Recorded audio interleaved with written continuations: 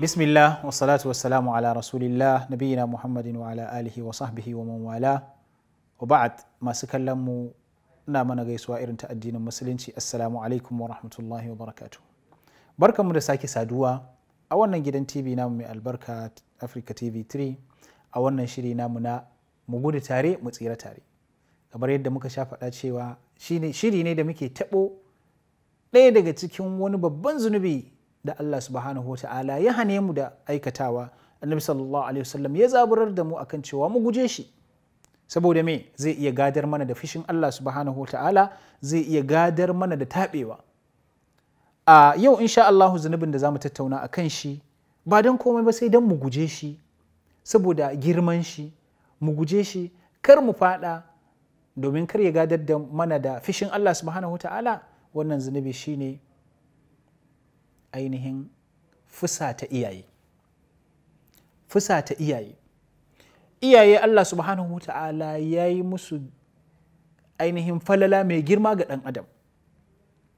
Allah subhanahu wa ta'ala ya sa iyaye suna da manzila, suna da martaba a wurin kowane ɗan adam. To duk ɗan adam ɗin da ya yi ƙoƙari ya yi wasa da wannan martaba ta iyayen shi, to lallai ya faɗa cikin wani shirgegen zunubi wanda Allah subhanahu wa ta'ala ba zai kyale shi haka ba ya tafi a banza ba. Domin su da dama Allah subhanahu wa ta'ala idan ya yi magana a kan bauta masa a cikin alkur'ani sai ka ga ya biyo shi da kyautata wa iyaye. Me kake tunanin abin da Allah subhanahu wa ta'ala ya haɗa shi da bautarsa? Allah maɗaukakin sarki yake cewa wa qada rabbuka alla ta'budu illa iyyahu, sannan sai ya ce mai wa bil walidaini ihsana. Allah subhanahu wa ta'ala ya rubuta muku, ya kaddara muku, ya wajabta muku cewa kar ku yadda ku bauta wa kowa sai shi kadai. Sai bai biyo da maganar sallah ko zakka ko azumi ko wani abu ba, sai ce wa bil walidaini ihsanan. Sannan kuma dangane da iyayenku ku kyautata musu. To wannan umarni da kuka gani mai girma Allah subhanahu wa ta'ala yayi, kana tunanin idan ka kyale wannan umarnin ba kai amfani da shi ba Allah subhanahu wa ta'ala zai kyale ka? Tabbas Allah subhanahu wa ta'ala ba zai kyale ka ba. Allah subhanahu wa ta'ala sai ya bi kadin haƙƙin waɗannan bayi nasa da ya sanya su su zanto iyaye a gare ka, ya sanya su su zanto iyaye a gare ki, ya sanya su su zanto iyaye a gare mu. Shi sa Allah subhanahu wa ta'ala bayan ya ainihin goya ibadarsa, bautarsa da kuma kyautata wa iyaye, shi sa ya sake gwada mana cewa koyaushe mu zanto muna tausar su, muna kuma yi musu abubuwan da suke so. Shi sa Allah yake faɗa yake cewa waqfid lahuma janaha dhulli minar rahma wa qur rabbirhamhuma kama rabbayani saghira. Allah subhanahu ta'ala yake cewa a koyaushe ka rika shimfiɗa musu fuka-fukanka na rahama, ma'ana ka rika kyautata musu, kar ka yi wani abin da zai saba musu. Allah subhanahu wa ta'ala yake cewa in ma yablughanna